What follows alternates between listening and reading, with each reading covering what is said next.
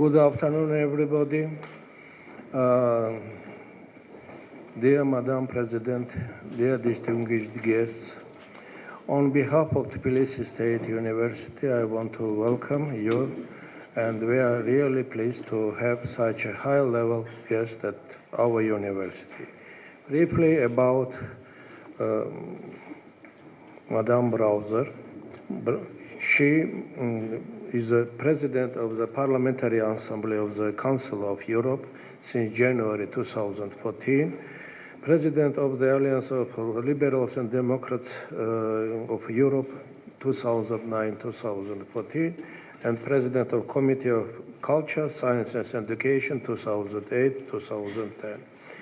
She was a member of Chamber of Deputies of the Grand Duchy of Luxembourg 1979-1999 and since 2004. Minister of Education and Sport 1999 and 2004. And also there are very important occupations in her biography. At the same time, I want to underline about her education. She graduated Eberhard Karls University Tübingen and the University of Mannheim, bachelor degree in psychology, and Harvard University John Kennedy School of Government, program for senior managers in government. Thank you, Madam President, if you have decided to come to our university. And we have for your presentation nearly 40-45 minutes, and I hope that our students will be active and will use chance to give you questions. Well, thank you very much. Gamar Jobat. That's 50% of my knowledge of your language. I know another word, but that's for later on. So I'm really glad to be here, and thank you very much for giving me the opportunity to talk to students. It's important for me as a president of the Parliamentary Assembly, when I go to visit countries, not only to have contacts with politicians, the civil society, but also with students and the academic world. And I'm really glad that I can do that with my colleagues, Mrs. Magrazzi, who is a member not only a member of the Parliamentary Assembly, but she's also a professor here. So I'm glad to be at your home as you come to Strasbourg, to the home of democracy, and also to welcome my colleague Kwachan Tiradze. I think I got the name right, because in the Assembly I have difficulties when he asks for the floor. So thank you very much for giving me this opportunity. And I first of all want to give you some definitions and some explanations, because very often there is a confusion between the Council of Europe and the European Union. And it's not only a confusion amongst students, but also sometimes amongst politicians, I notice. So the European Union and the Council of Europe, if you see the vocabulary already, it's not a surprise that there is a confusion, because you have the Council of Europe and you have the European Council. The same words with a quite different meaning, because the European Council, as you know as students, is the meeting of the heads of government and states of the 28 member states of the European Union, whereas the Council of Europe is a body representing 47 member states, and I will come back later on to the Council of Europe. You have the court. You have the European Court of Justice, which is the court of the European Union, and you have the European Court for Human Rights, which is the Court for Human Rights of the Council of Europe. You have the flag, this flag with the 12 stars. And this is the flag of the Council of Europe. It has been the flag for 60 years, but it has been taken over by the European Union. The anthem, the Ninth of Beethoven, is also the anthem of the Council of Europe. It has been taken over by the European Union. So It's really not a surprise that there is a confusion. But of course, there is a big difference. The European Union, and I'm not going to talk about the European Union, it's 28 member states, and the Council of Europe is a pan-European organization which was founded in 1949 on the 5th of May. So it is now 66 years yesterday, 2 days ago, that it was founded by 10 member states. And the aim of it was, after World War II, that they wanted to create, our predecessor wanted to create a pan-European organization based on democracy, the rule of law, and human rights, in order to avoid new atrocities to happen on our continent.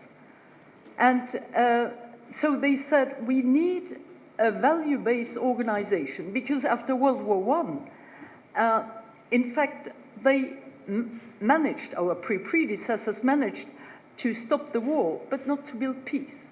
And after World War II, they said, now we have really to have a stable organization.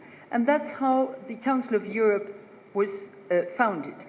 In 1949 already, a couple of months after the foundation, 2 countries joined, Turkey and Greece, simultaneously. So Turkey has been a member since the beginning on. And what is remarkable is that in 1950, Germany joined.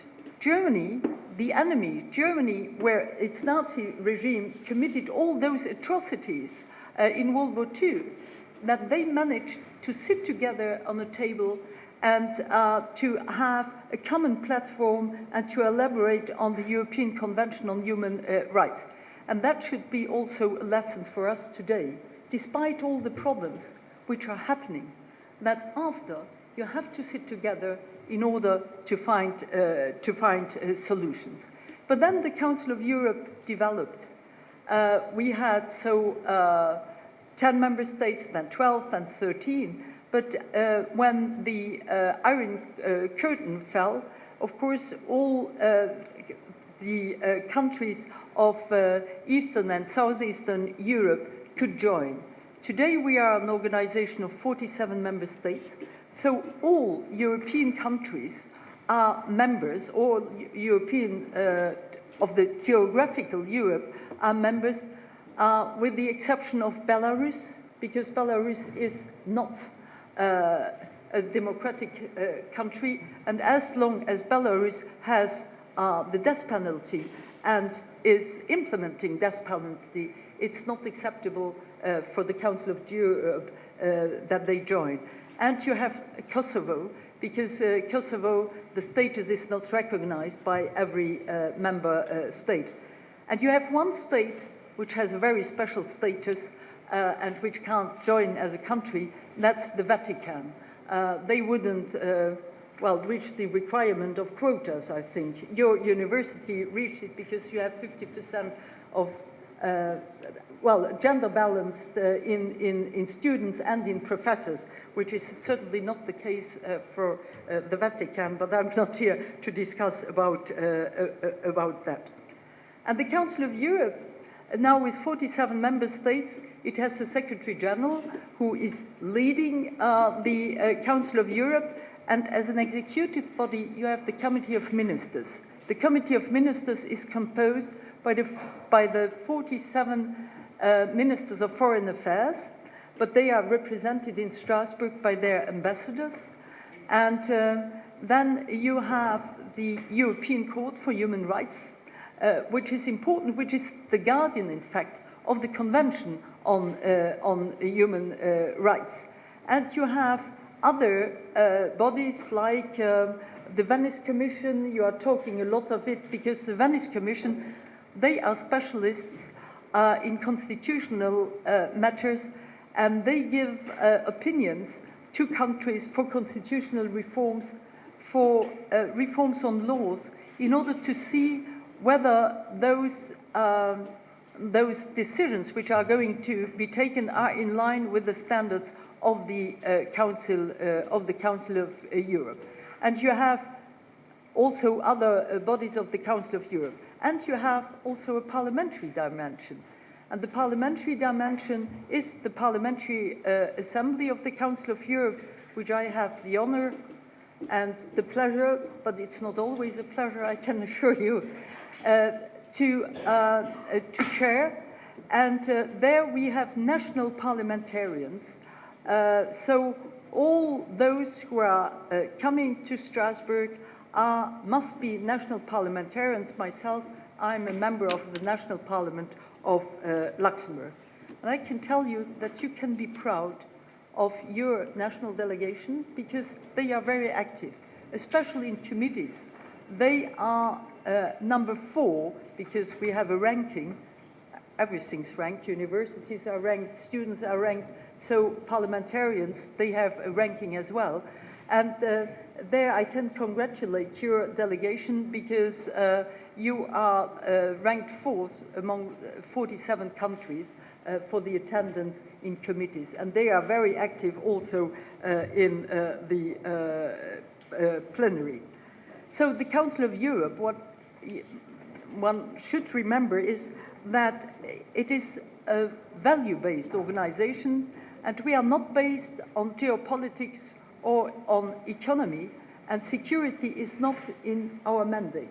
So we can really focus on values, we can really focus on fundamental values, and we can focus on democracy, the rule of law, and human rights. Now, I want to give you also a few informations about the international situation and the relations with the Council of Europe. Our greatest concern, of course, as you can imagine, is the conflict in Ukraine. Ukraine and Russia are both members of the Council of Europe. And when last year Russia decided the annexation of Crimea, as a parliamentary assembly, we suspended the voting right of the Russian delegation because the territorial integrity is for us really one of the principles no country can ignore, because each country joining the Council of Europe committed itself to recognize the borders of other countries. So this is very important, and this also applies to your country. So we are really defending territorial integrity. So after the annexation of Crimea last year, we suspended the voting right of the Russian delegation. The Russian delegation then decided not to take part in our work anymore, which was not the right thing to do, because it's only through discussions, it's only through contacts, it's only through diplomacy that we can find solutions. Violence can never be a solution to any conflict. And that's why it is so important to keep contact with the Russian delegation. This year, in January, we renewed the sanctions against the Russian delegation, and then they decided not to show up anymore. In the meanwhile, I had tried to take contact with the Russian delegation, with the Speaker of the Russian Duma, in order to keep a certain level of contact.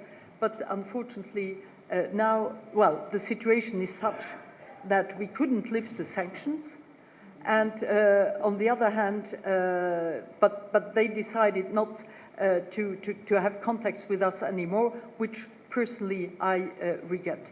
But if we look at the crisis, at the conflict in Ukraine, I first think of all of those 6,000 victims and of all the internally displaced persons. But it's also about the structure in Ukraine itself. We weren't able to help Ukraine in the last 20 years to set up a democracy with functioning institutions. The institutions in Ukraine are weak. The judiciary is not independent. The constitution is not balanced. You have a tremendous amount of corruption. You have a very centralized country. And that has to be reformed now, and it's urgent, because a country which can't rely on strong institutions is a very vulnerable country, and that we saw it now with Ukraine. So it's so important that in every country, in order, you need strong institutions, you need an independent judiciary, and that's why the Council of Europe helps the countries to set up an independent judiciary. And I know that you had already in this country numerous reforms, and that you have to continue in order to have reforms, to have an accountable, independent and impartial judiciary. So the situation in Ukraine is really very difficult, but we continue with the tools we have to help them to get the right balanced text. Now coming to your country, the Council of Europe also has a number of plans, a number of programs to help your country in order to strengthen all your structures which is needed. But we are not patronizing, and we are not imposing anything. Each country joining the Council of Europe did it because it was a choice. And then you have to respect, of course, the standards of the Council of Europe. For some countries who had the privilege, like mine, to enjoy for decades of a democracy, it's of course easier than for others. But there are shortcomings in every country. And what I see as one of the great challenges now in all our countries is to combat hate and intolerance. If you look also at countries from the European Union, where you have intolerance coming up, populist parties increasing, doubling their scores, that is something very threatening to democracy, because hate, intolerance is undermining democracy. So what we need is also to set up a platform where we can unite all democratic political forces, despite our political differences, despite our geographical or historical or cultural differences. We have also to have contacts with the NGOs, with the leaders with religious leaders, in order to create a platform against intolerance and hate. And there, the Council of Europe must be a driving force to do so. If I look at different countries in member states concerning human rights, concerning NGOs, the situation is difficult. In your country, you have freedom of press. I must say, I never saw so many cameras like I did in your country. Already when I arrived yesterday at the hotel last night, I was interviewed. So, but freedom of expression is so important. But you have certain countries, certain member states, where that is not possible. I take a member state of the European Union, Hungary, for instance, where also social media were cut down, were closed, or Turkey, for instance. And I discussed that as well with Turkey. So it is so important that we defend the freedom of press, freedom of expression. Also with NGOs. You have certain member states where NGOs are really oppressed, and you have certain countries where human rights defenders are, for the moment, in prison. And I take Azerbaijan as an example there. Azerbaijan, you have a lot of people who worked with the Council of Europe for years, and journalists who worked with us, whom I know personally, they are now in pre-trial detention or in detention, and some have been sentenced recently. And that is worrying. Of course, and that's also for your country, there must be no impunity for anybody, be it a representative of an NGO or a politician or an ordinary citizen. Everybody has to be compliant with laws. But I just can't imagine that all human rights defenders in Azerbaijan, for instance, are criminals. There might be criminals, of course, and they have to be sentenced. So that is something really very worrying. And so the values, from time to time when we are experiencing democracy, living in a democracy, we take for granted. Those values, we can't take them for granted, and that's why it's so important that young people really defend those values our predecessors tried to build up, and we really have to avoid that forces try to destroy that. Another challenge we are facing for the moment in our member states is the migration flows. As you know, and I went to Italy beginning of April, and then I went to Turkey, to the Syrian border, to see all those migrants, to see all those refugees. And we can't leave the countries at the border of the Council of Europe, be it Greece, Italy, Spain, or Malta, or at the eastern border, Turkey, alone with the problem. There we have a common responsibility, and that we must be aware of it. In Turkey, for instance, I saw that they are, for the moment, spending $5.5 billion to help the refugees, whereas the international community contributed up to now with $250 million. You have towns or villages at the border with Syria, where the refugee population is higher than the local population. And in our countries, and I speak now for Western countries, if there is a project to host 100 asylum seekers, there is already an opposition.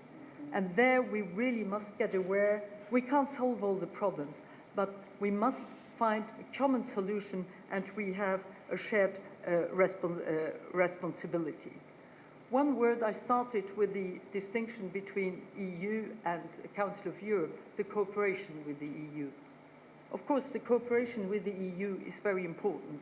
It's important on the migration issue, but on other issues, because human rights are, you can't divide them, whether you are a citizen of a member country of the EU or not. And that's why the EU decided to join the European Convention on Human Rights.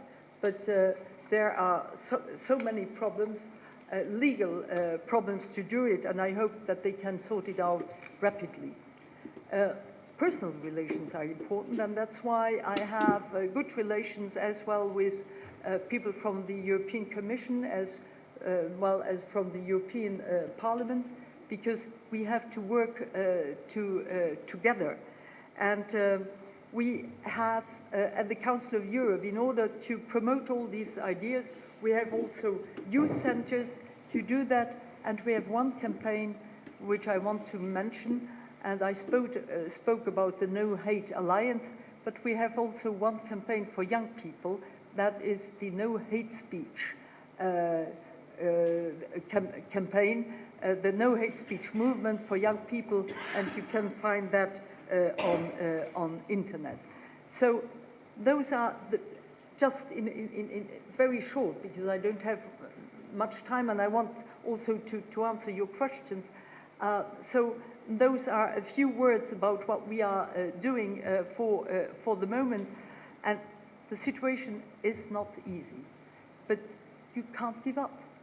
And I know it's worthwhile, because the generation before me, they suffered from World War II, and then they built up the Europe after World War II, and they built up Europe, they built up the Council of Europe. Now your generation must take over the flag in order to prepare a better future for your generation, but also for the next generation. And I'm doing all this despite all the difficulties, because I believe that we are going to succeed. And you know why? Because we have to succeed. And now I will close with the other 50% of my knowledge of your language, that is Madlot.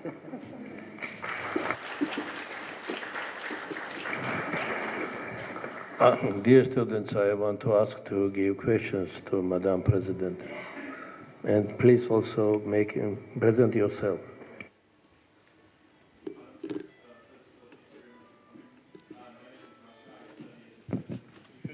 And at the same time, I'm the youth representative of Georgia to the United Nations.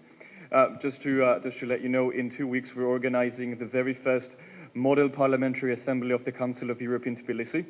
This is going to be like the first time in Eastern Europe as well.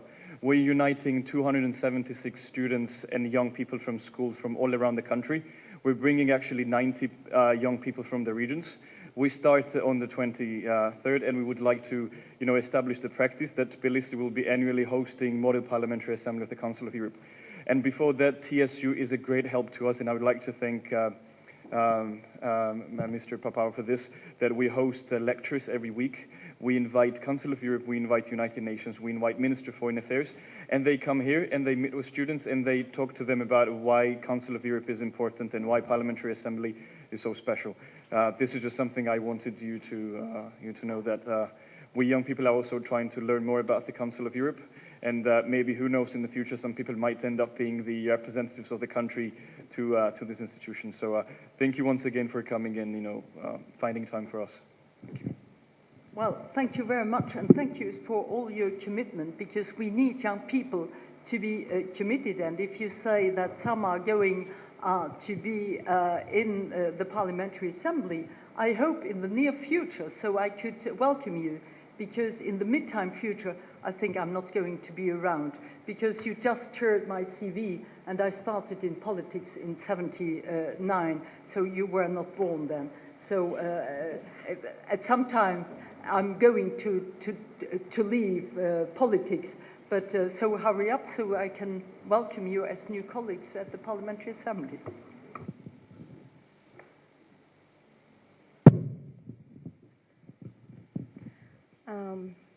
Thank you for coming and meeting us. My name is Taume. I represent a non-governmental organization, Women's Information Center, that promotes gender equality, and now we're together with other group of NGOs. We're lobbying introduction of gender quotas into the legislation.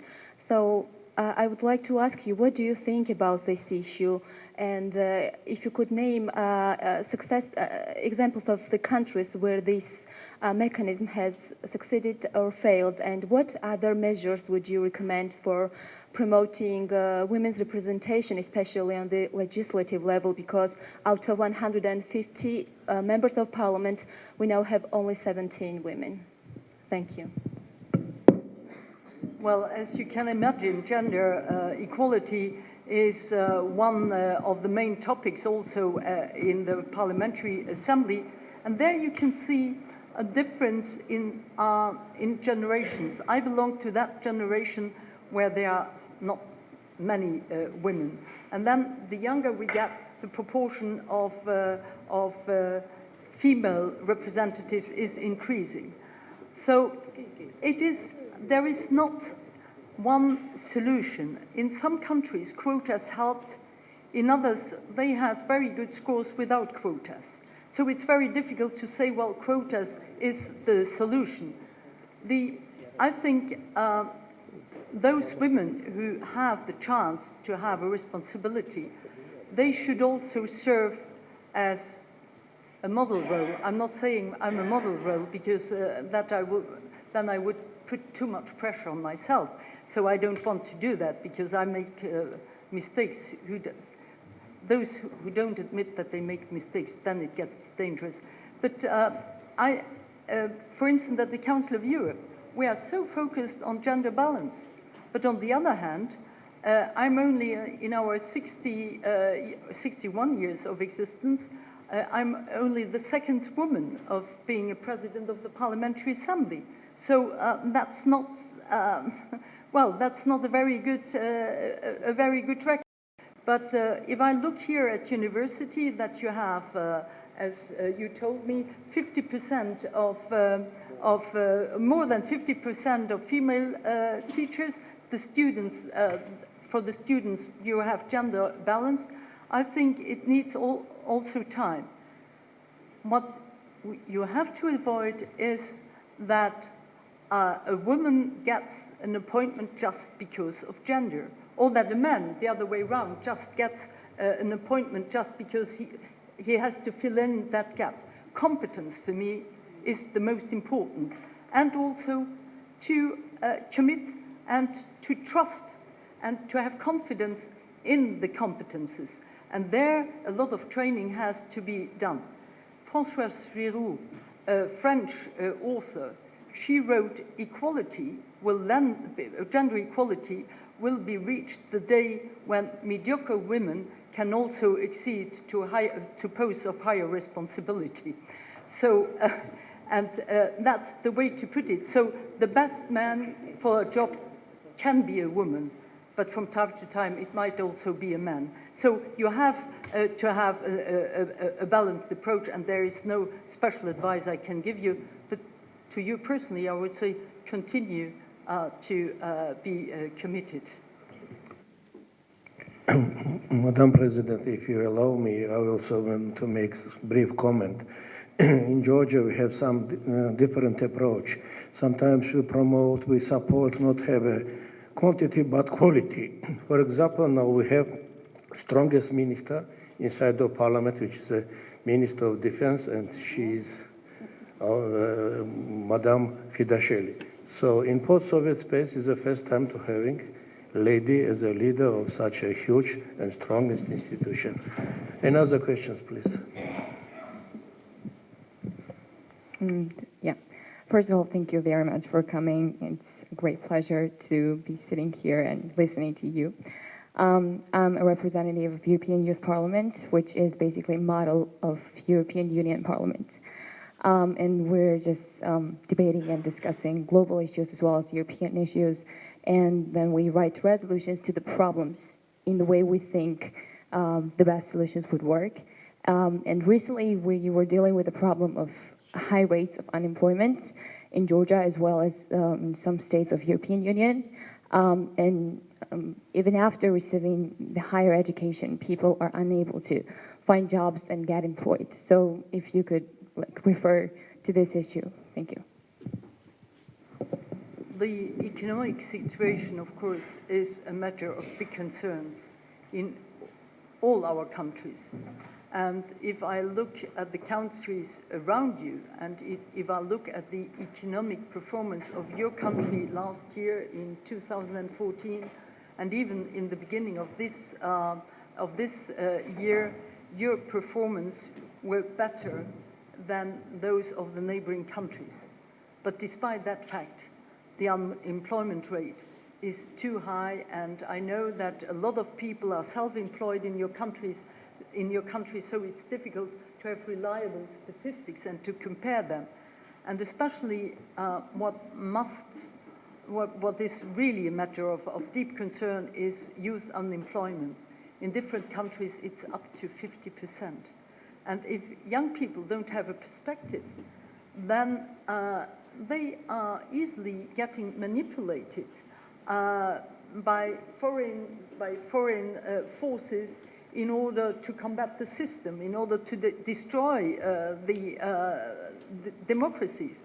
So we must really find a solution and there are two ways. First is to diversify our economy, and it's especially important for a country like yours, as you have a small-scale economy, so it's and you are an economist, so I'm not going to deal with the subject you are the specialist of, but small-scale economies are really very vulnerable because you are depending so much on what is happening around you.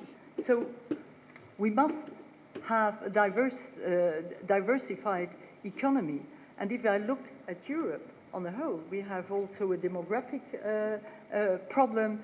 We have really a problem in creating added value. And what is important there is education, and it's true, especially higher education and qualification, also the vocational training, because we forget that sometimes we are speaking about delocalization, but building a house, painting a wall, you can't delocalize that. So vocational training, you must also focus on that, as well as, of course, brain training, which you can benefit of.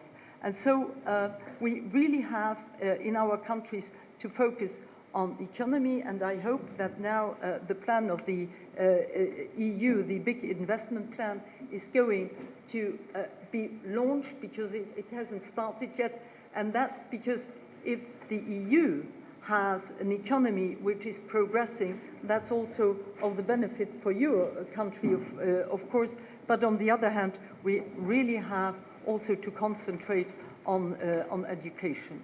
And we have, but I have, if I had the miracle solution, I would be nominated for the next Nobel Prize. And I think we all are far from that, but we have to find solutions together and not blame anybody, but try to find solutions through investments.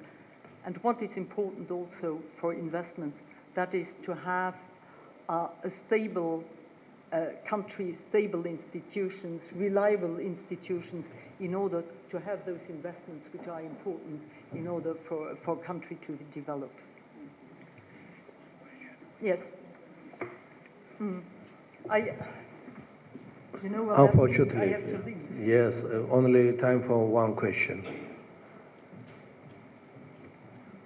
Well, nobody dares anymore. Okay. First of all, thank you, Madam Brasser, for your visit to Georgia and to Tbilisi State University. You really a great person. You are doing very well to develop democracy in whole European countries and such countries as Georgia. As we know, Georgia joined the Council of Europe in 1999. And we all remember the word of late Prime Minister of Georgia, Zurab Zhuania, who said that I am Georgian, therefore I am European. So we Georgian try to be, and I hope we are European. And Europe implement all the important value of humankind, this democracy, rule of law, stability, and that's why it's like a natural place for all countries, and among them our countries. And I am sure that this generation who are sitting there will be part of Europe in future. So let me thank you once more for your interesting lecture. And as a member of Georgian delegation, Council of Europe, I am very glad to be your hostess in our alma mater university, and I hope you will visit our country. And first of all, I need to thank you for your strong support Georgia's Euro integration. Thank you. Briefly, I also want to express gratitude for your coming to Tbilisi State University. We Georgians believe that we are Europeans. Now it's another part who also has to follow the same idea. And this part is allocated in Europe, and Europeans also, they have to think that we are Georgians, that we are Europeans. So it's not an easy task, because we have to do some exercises to improve the situation. We have to have the same values all implemented in Georgia, like democracy, human rights, European style of markets. And after this, only after this, I am sure that Europeans also will ask on the question if Georgians are Europeans positively. Thank you for your coming. It was really very interesting presentation, and I hope that for our students it was a great event to meet with you. Thank you.